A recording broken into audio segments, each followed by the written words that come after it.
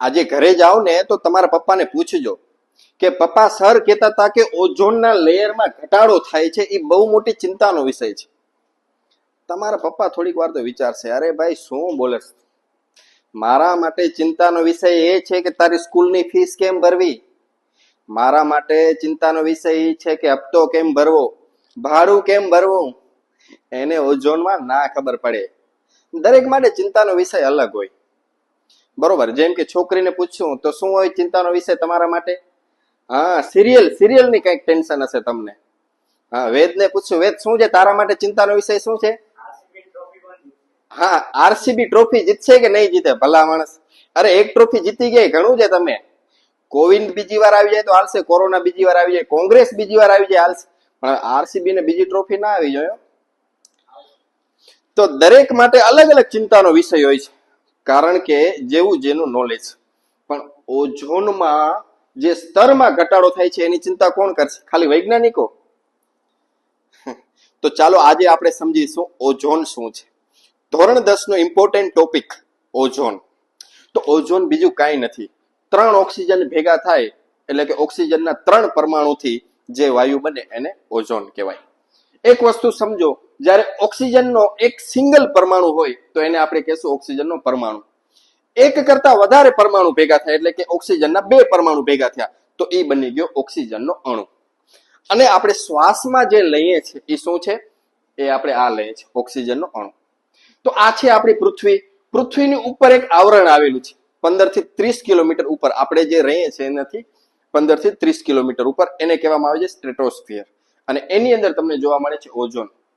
થાય છે શું? સૌ પ્રથમ આપણે સમજીશું ઓઝોનની બનાવટ, કઈ રીતે ઓઝોન બને છે. તો જ્યારે સૂર્યના પાર જાંબલી કિરણો આ ઓક્સિજન ઉપર પડે છે, જો ડબલ ની જોડીમાં છે, બધા ડબલ ની જોડીમાં છે. જ્યારે સૂર્યના પાર જાંબલી કિરણો એના ઉપર પડે છે એટલે એ જોડી છે એ તૂટે છે. શું થાય છે?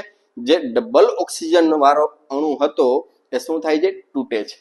તૂટે છે એટલે કંઈક આવો બને છે. જુઓ, આ ડબલની જોડી હતી, એના ઉપર સૂર્યના પ્રકાશને કિરણો પડ્યા, તૂટી ગયો. તૂટ્યા પછી શું બને છે? સિંગલ ઓક્સિજનનો પરમાણુ બને છે. હવે આ તો થઈ ગયો સિંગલ. તો ગોત છે કે ભાઈ હું હવે કયા ગ્રુપમાં જોડાઉં.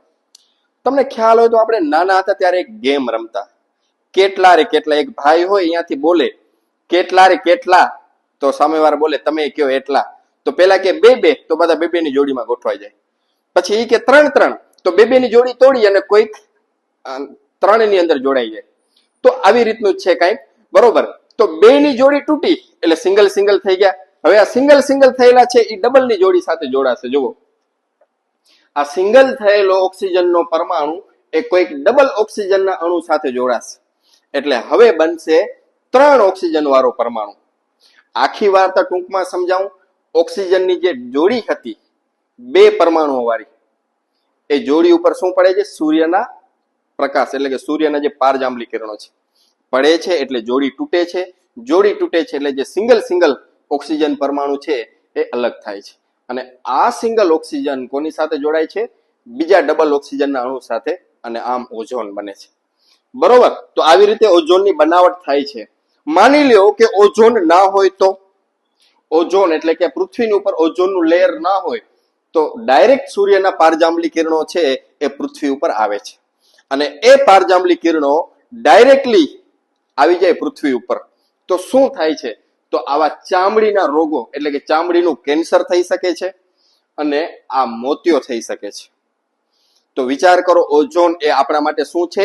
એક રક્ષક કવચનું કામ કરે છે. અને ઓઝોનને નુકસાન કરતા ઘણા બધા વાયુઓ છે, અને જેના માટે તમારી પાસે છે આ પીપીટી. ઓઝોનને નુકસાન કરતા કયા વાયુ છે જુઓ તમે. સૌથી વધારે નુકસાન કરતો વાયુ છે CFC. પરીક્ષામાં 1 માર્ક્સમાં તમને પૂછાઈ શકે છે, ક્લોરોફ્લોરોકાર્બન. તો આપણે પ્રદૂષણ ઓછું કરીએ, વાહનોનો શક્ય એટલો ઓછો વપરાશ કરીએ, જ્યાં જરૂર પડે ત્યાં તો આપણે વાપરીએ, પણ શક્ય એટલો ઓછો વપરાશ કરીએ આપણે, બરોબર. અને ક્યાંક ને ક્યાંક આપણે વૃક્ષો વાવી અને ઓઝોનમાં થતા ઘટાડાને આપણે અટકાવી અને આપણે આપણી ફરજ નિભાવીએ. જો તમને પણ આ વિડીયો સારો લાગ્યો હોય તો તમારા મિત્રો સુધી આને શેર કરજો. અને હા, આવી જ રીતે ઇન્ટરેસ્ટિંગ સાયન્સ ભણવા માંગતા હો તો આવી જાઓ સમર્પણ એજ્યુકેશન્સ, હની બેકરીની સામે, સોરઠિયા ફર્યું. અંજાર કચ્છ. Thank you.